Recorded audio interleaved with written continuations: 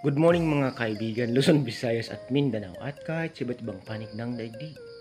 Welcome back to my channel, Katutubo TV Vlog. So nakita nyo mga kaibigan sa urgent video lang po tayo. Ngayon ko lang po ito napansin mga kaibigan. No? Ayan po mga kaibigan.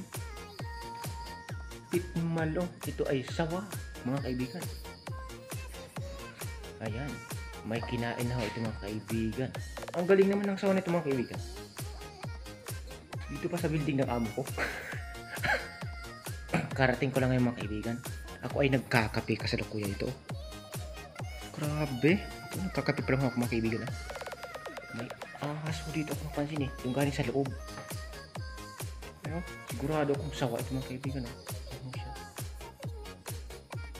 Ang tanong ko mga kaibigan, bakit siya nakapunta dito sa bahay ng aking amo? Ay hindi naman po siya dito. May kinain po ito mga kaibigan. Hindi naman po ito pusa ang kinain niya. Dahil maliit naman po ang kanyang tiyan. Baka tuko. Or tiki sa amin. Ayan. Pitmalo. Ayan.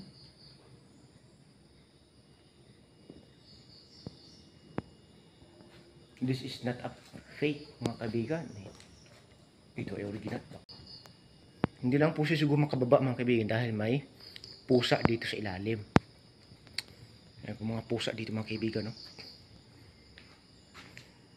Saka ito pa po yung isa. Ayan. Tapos nandun pa po yung isa mga kaibigan taas. Ang galing. Tapos nandun pa po yung isang pusa. Nandun pa po yung aso ko mga kaibigan sa baba. So delikado ito mamaya. Tingnan natin mamaya mga kaibigan sa pagdating ng aking mga kasama. Kung ito ba ay mapapansin nila. Kasi mga kaibigan, pagdating ko dito, pumasok po ako sa loob. Tapos nagkape, nagtimpla ng kape pala. And then, nakita ko, sumilip po dito sa labas. Parang nakita ko may kakaiba dito sa poste.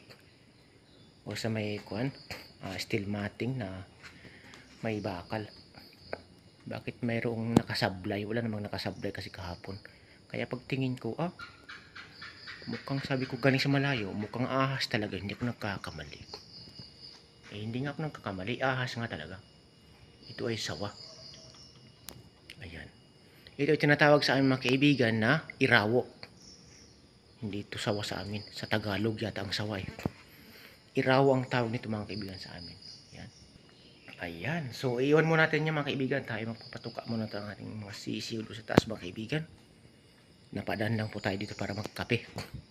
So thank you so much po sa inyong lahat mga kaibigan. I-update ko na lang po mamaya kung ano po ang nangyari dito sa sawa na ito.